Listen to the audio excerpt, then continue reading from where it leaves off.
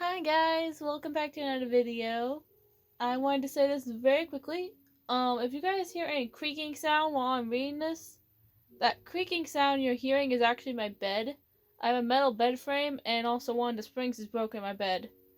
So you're going to hear some creaking sound whenever I move around. Just thought I would let you guys know that.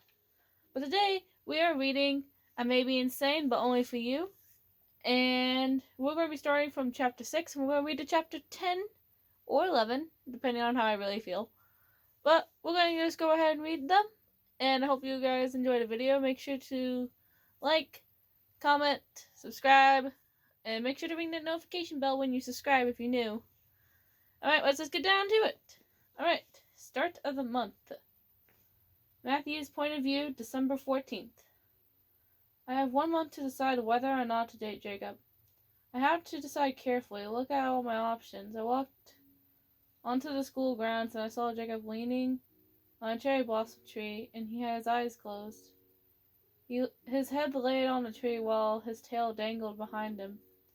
It swayed side to side slowly, and there were petals falling around him. It actually looked pretty lovely.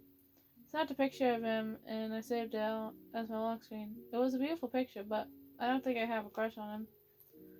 I walked over to him and tapped his shoulder. "Oh, hey, Matthew," he said. "So do you want to, get to know each other?" I asked. "Of course I do." "You ask first, cutie." He said, "Okay, which kingdom are you from?" I asked. "Light," he said. "Okay, now do you like nature?" He asked. "Yes." I said, "Maybe I can show you something cool that I can do." He said, "What is that supposed to mean?" I whined. "You'll find out." He said. He stuck his tongue out at me and I giggled quietly, but I think he heard me because his ears twitched. Diggle. Why did I almost say that diggle? That giggle was cute, he said, which caused me to blush. "Aw, your blush is adorable," he said, smiling. I blushed more and he stood straighter. He wrapped his arm over my shoulders and we started walking to class. People gave me weird looks, but I didn't care. I let him walk me to class. "So what language do you speak?" I asked. "Every single one," he said. "Wow, that must be hard." I said. He chuckled a little. I think he took that in the wrong way. Speaking multiple languages isn't as hard as I can be, he said, smirking. "Now I'm scared of what you mean." I said, "Don't be scared of that. I'm just messing around, cutie." He said, smiling. "Oh, okay." I said. He leaned closer to me and whispered, "Do you want me to be serious?" he asked. I shivered a little and looked up at him. I was shy about answering. "I was kidding. Geez, you get worked up easily," he said, smiling. "Good." I said. We got to class and we went to our seats. "So what language do you speak?" he asked. "Dutch and English." I said. "Okay then." "Then will you understand me if I say this?" I can't exactly say this, but it means "you're my precious treasure" in Dutch. G bent me jen Cosbe Saches, which Saches means treasure in Dutch. I know this because one of my characters is called Saches. I think that's how it's pronounced. I don't know how it's pronounced. I'm just going with the best I can say it of. Well, let's just continue. I thought for a moment, then I blushed. "You said that was your precious treasure." I whispered. "Yep. And I still say that your blush is adorable," he said, smiling. School went by nicely, and after school he walked me home. Though he walked with his hands in his pockets, and I wondered why. "Why are you walking so nervously?" I asked. "Well, if I want to be with you, I do have to get the approval from your dad and mom. Just to tell you, I'm not fully a guy," he said. "What do you mean?" I asked. "I have both parts," he said. "So that's why you wear skirts?" "Hell yeah. Also because skirts are comfortable," he said, smiling. Talking to his parents, which is chapter 7. Jacob's point of view, continue from last chapter. I saw a smile on Matthew's face, and it made me smile more. So, which bathroom do you use? He asked. Well, I actually do it in the form of a cat if I'm out in public. And at home, I do it in my wolf form. Of course, I do go outside if I'm in my wolf form. I said, smiling. Well, we're almost there. I said, when were you born? I asked. April 8th of 2002, he said. Oh, well, then I'm way older than you. I said, chuckling. By how much? He said. Well, I was born 300 years ago. I'm 16 now, but I was born in 1702. That's supposed to be 1702, but it says 1718 because I wrote this back in 2018. But we're going to continue on. In January on the 8th, I said, wow, you're old, he said in a joking manner. I'm not. I'm about as active as a 2-year-old, said smiling, and you had the brain of one, he muttered. Cutie, you know I heard you. Do not make me have to cuddle you all night, said. That doesn't sound like torture, though, said. Okay, then how about this? I said, then leaned closer to him and continued. I could cuddle next to you naked. I said, smirking. Blushed a deep red and we reached his house. Don't embarrass me like that, he mumbled. Baby boy, I wasn't embarrassing you, I said, smiling. His dad came to the door and I got really nervous. Don't judge me, okay? When it comes to parents, I get nervous. Matthew, who's this? He asked. I could hear the hate he has in his voice. My name is just Jacob, sir, I said shyly. Why are you hanging out with a gay kid? He asked Matthew. Because he's my friend and I can if I want to. Matthew said, Maddie, it's okay. You don't have to stand up for me. I'm used to this. I know, but I want to. He said, I thought I raised you to be you better than this. His dad said, sir, listen. Way better than any girl Matthew could ever date. I understand him. I'm just like him, a demon. He said, then my bracelet blinked on. Master David is calling you. Is calling. Yeah. It said, tell that fucker that he can just suck my dick. I don't want to get beaten up today. I said, do you want me to text him that? It asked. Yes. It said, texting David now. David is actually Jacob's dad's name. Just thought I would let you guys know that. That's his dad's name. It said, wow, your bracelet can talk. That's awesome, Matthew said. Yeah, it can also shock me too. Said, neat. Said, honey, come here. My son is hanging out with a gay kid. His dad said, I know this sounds like really bad of me saying this, coming from someone who is a part of the LGBT community. It sounds really bad when I say that. It sounds like I'm homophobic, but I'm not. I swear I'm not. I love gay people. I think they're amazing. But in this story, I just had to make the line be pretty much bad in some way. So that's what I did. I hung my head down and I felt Matthew lay his hand on my shoulder. Remember what you told me yesterday? He asked. Of course. It's just that I've dealt with this so much that I normally just take it and when I get home I break down. Said. I looked at his silver eyes and I smiled. They were filled with love and compassion, and I couldn't help but smile. His eyes reminded me of one of my best friends. You know, your eyes remind me of one of my best friends. He has gray eyes, and he's really sweet. I said, oh, maybe someday I'll get to meet him. I'll get to see him. Yeah. He said, I saw his mom come to the door, and I didn't care if they didn't approve of us. Hey, Maddie, I said, looking into his silver eyes. We're at eye level right now, and I pulled him into a sweet yet passionate kiss. I heard his mother gasp, while his father groaned angrily. Matthew kissed me back, and I was happy about that. We pulled away, and I looked at his parents. Love is love. Doesn't matter on race, sexuality, nationality, sex, or even if they come from a different realm. He said. I said, yeah. You're not welcome in my house, mister, his dad said. I can come in here without you ever noticing. I'm very sneaky. Said, My bracelet blinked again. Master, Alex Kitty is calling. It said, hang on, I gotta take this. I got to take this, I said. I walked away a little from them and answered the call. Yes, Alex Kitty? I asked. Are you going to be at the meeting tonight? He asked. Prince meeting or the other one? I asked. The other one. If it was a Prince meeting, I wouldn't have called you. He said, laughing a little. I laughed too and smiled. Alright, let me guess. It's at midnight? I said, yep. See you then, Jakey Shortcake.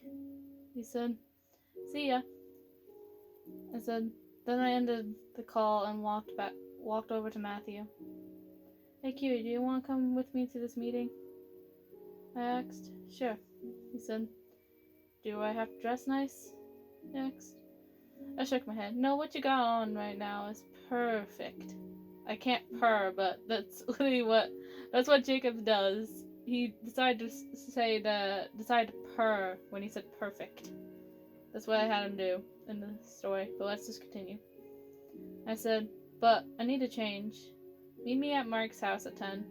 I said, okay, Jacob. He said, smiling, kissed his cheek, and went walking home.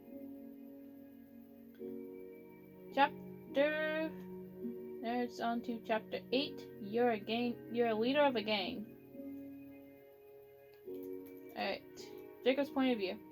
I got home and I went to my bedroom. I walked over to my closet, opened it, and got my gang outfit out, which is a red shirt, green boots, black ripped skinny jeans, and my leather jacket.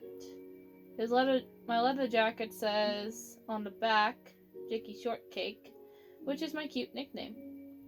I normally don't wear this unless I have a meeting to attend to or I just feel like a badass. Later, at 10 p.m. at Mark's house. Now, before I continue, I'm also going to say this about Jacob's t-shirt.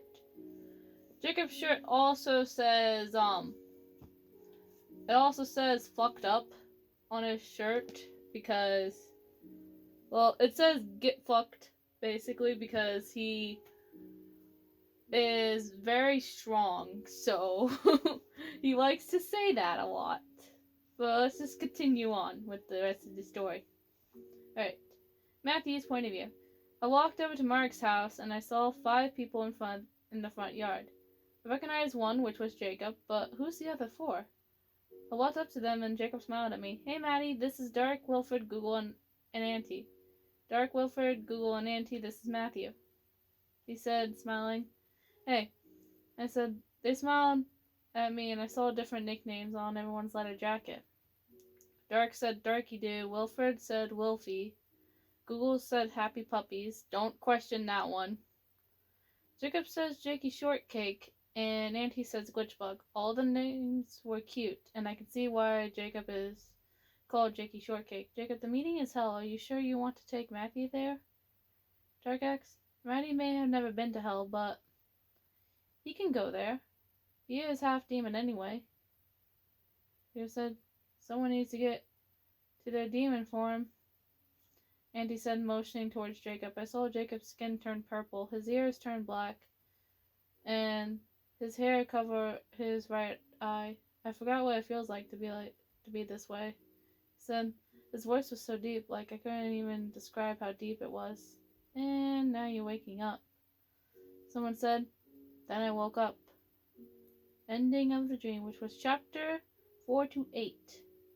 I thought it was interesting to make basically chapters 4 to 8 a dream.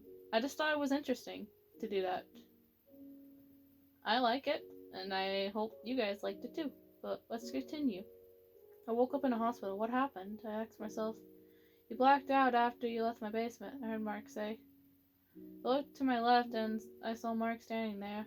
How long have I been out? I asked. 2 days. He said, my Irene, that means Jacob is worried sick about me. I said, he is. He's in the hallway right now because he almost had a panic attack. When he comes back in, don't be scared of him, he said.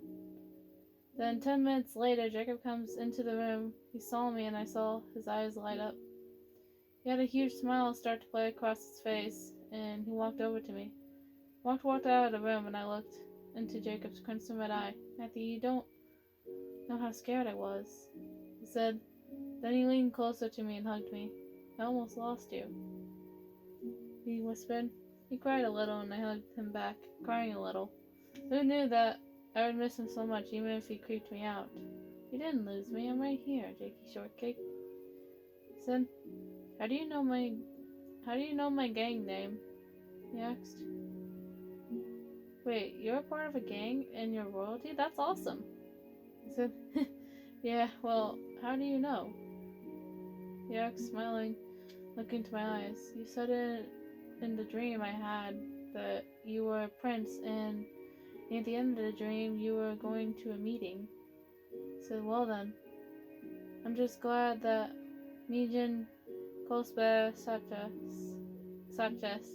Sachez is okay. There we go. Can I say the word correctly? He said, smiling. I'll always be your treasure, even if you're insane. I said, wait, you knew what I said? He asked. Yes, I'm from the Netherlands. I said, oh, well, I may be insane, but only for you. There's the title! He said, smiling. Both of your eyes are beautiful. I said, smiling. That caused him to blush and give me a surprised look. No, they're not. They are not. They're just messed up like my best friend Auntie's eyes are. He said. I cupped his face and pulled him into a kiss. He was taken aback by this, but then he kissed me back. And I don't even know, but it says I love you, my precious treasure. He whispered. I love you too. I whispered. We pulled away after a bit, and he smiled. When you're ready to go home, I'll take you home. He said, smiling. I'm ready whenever you are. So then let's go, he said, smiling. He then picked me up and he teleported us to my house. He laid me down on my bed and covered me up, tucking me in as well. I don't need to be tucked in, I whined. I know, but I wanted to tuck you in. I love you, he said, smiling. He kissed my forehead and patted my head. I'll come here to check up on you every day while you rest. Then, when you're better, I'll see you at school, he said, smiling.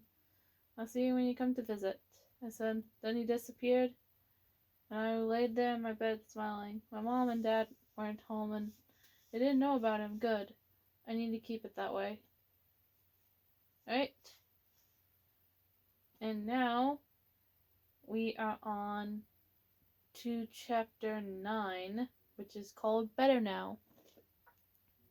Alright, we're going to continue on. Better Now. Jacob's point of view, a month later, January 14th of 2017. Everyone thought that I did something to Matthew, but really I didn't. I really did nothing to him, aside from kissing him. He had such lovely lips. Jakey, I heard someone say from behind me. I turned around on my heels, and I saw Matthew standing there, smiling up at me. I hugged him tightly, but not too tight. He hugged me tightly, and I smiled. I missed you, Maddie, I said. I missed you too, Jakey, he said, smiling. Rick walked up to us in surprise. What's going on here?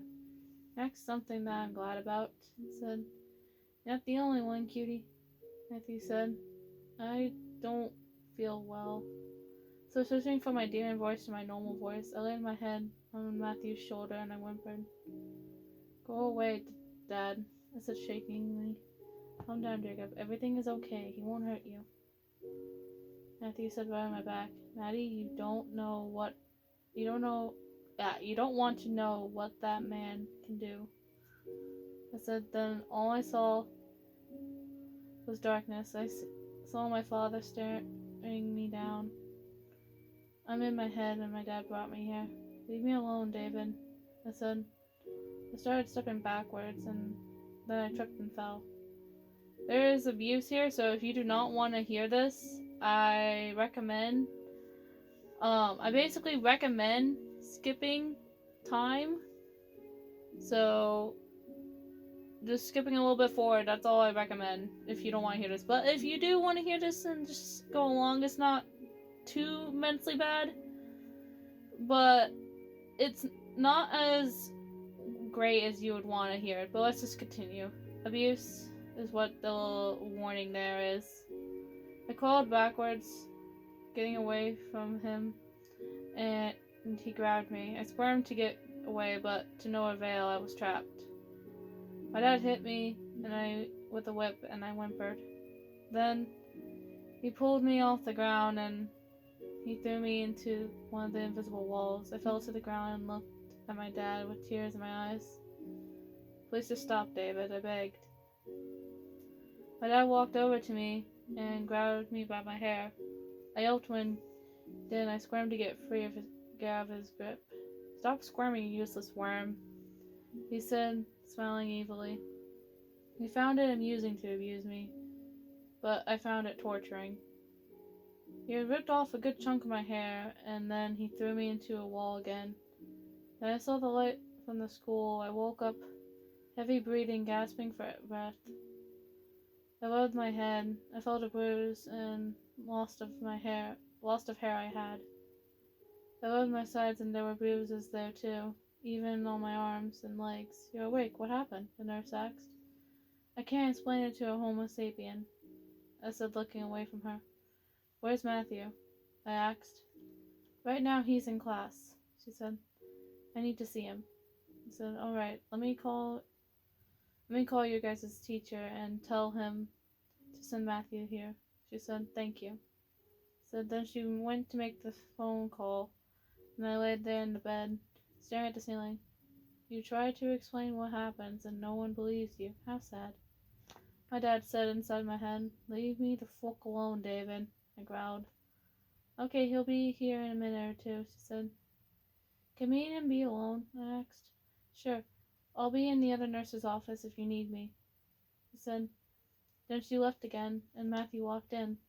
He walked over to me and gently hugged me. Baby, what happened? He asked. My dad pulled me into my mind and beat me. I'll be fine, though. They're just mild bruises. I can walk fine, though. Said, you need to rest. Said, if I do, my dad's going to beat me in my dream. Said, let's just go to class. Said, all right. Just take it easy, baby. He said, I will. I love you. I said, smiling, I love you too. He said. I looked at my clothes and I saw that they were torn from when I hit the wall twice. I got up out of the bed and me and Matthew walked back to class. And see, since Jacob is able to heal very quickly, but it's still, like, it works from the inside out. Kind of like how as humans we have, but instead for us, we have scars first. Ours works from the outside inwards. His works from the inside out. So if he were to get, let's say, shot in the hand, his wound would heal from the inside first and then heal on the outside.